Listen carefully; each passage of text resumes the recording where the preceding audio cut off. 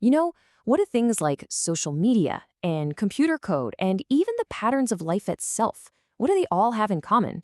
It sounds like a riddle, right? But the answer is actually a single date, April 20th. Turns out it's a day that across the centuries has been at the heart of some of math's biggest game-changing moments. Yeah, on this one day, scattered across different times and all over the globe, a handful of brilliant people made these discoveries that, well, they literally laid the groundwork for the very technology you're using to watch this right now. So let's jump in. We're going to travel through time and meet these minds one by one, starting with a guy who helped create the invisible maps that guide our digital lives. All right, first up, have you ever stopped to wonder how your social media feed just knows what to show you? Or how Google Maps can find the absolute fastest route through a city with hundreds, maybe thousands of roads? I mean, how is that even possible? Well, the answer starts way back on April 20th, 1882, with the birth of a French mathematician you've probably never heard of, André Sainte-Laguë. So, Sainte-Laguë was a pioneer in this amazing field called graph theory. Basically, it's the math of connections. Just think about it. It treats people or websites or even cities as dots or nodes, and the relationships between them as the lines or edges.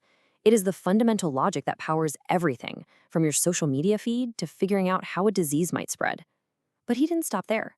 He was really focused on systems and fairness. He also came up with a new method for proportional representation in elections, a mathematical system designed to make sure even smaller parties get a fair shot. So here's the aha moment. Every single time you see a recommendation pop up or you find that quickest route home, you are literally interacting with the kind of mathematical map that he helped create. It's all around us.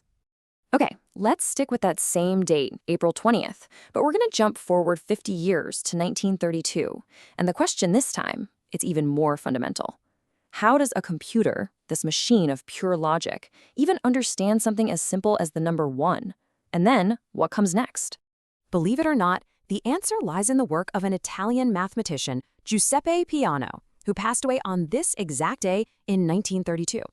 You see, Peano created the absolute foundation for how computers think about numbers. He did it with 5 simple rules, which we now call the Peano Axioms. These rules define what a number is, that every number has a next one, and that it all starts from 0. Now that might sound super basic, right?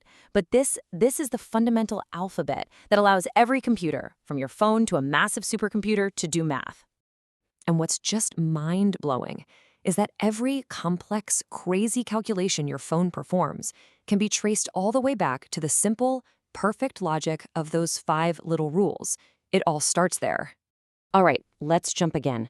Same date, April 20th, but just a few years later. Think about this. How do scientists predict patterns in the natural world?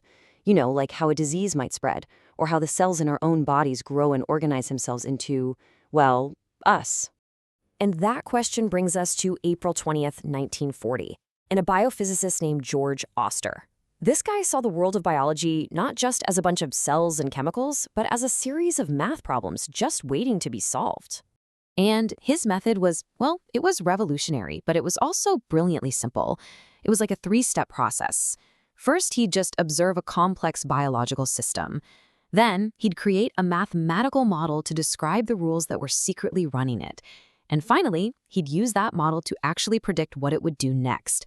This powerful approach helped explain everything from how ant colonies get so organized to the tiny little molecular motors that are whirring inside our cells right now. He really showed us that math isn't just for building bridges and launching rockets. It's the secret language of life itself.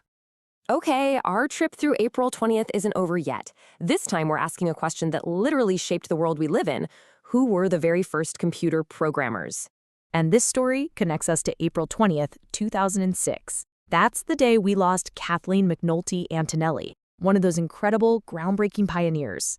She was one of 6 absolutely brilliant women who programmed the ENIAC, which was the world's first general-purpose electronic computer. I mean, her job was to take these super complex math problems, things like calculating missile trajectories, and somehow translate them into a language this giant, room-sized machine could actually understand.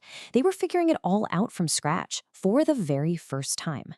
Think about how profound her legacy is. Before anyone could write a single line of code, somebody had to invent the very idea of speaking to a machine. She was one of the people who created that very first language.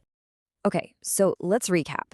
We've met a graph theorist, a logician, a biophysicist, and a programmer.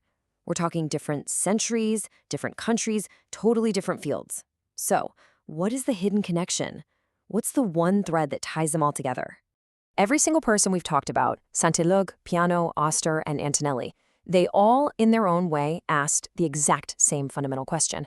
What is the pattern hiding inside all this chaos? And because they asked that question, our world today has social networks, it has computers that work, we have predictive biology, and we have the entire field of software. They searched for the patterns hidden in the chaos. So the only question left is,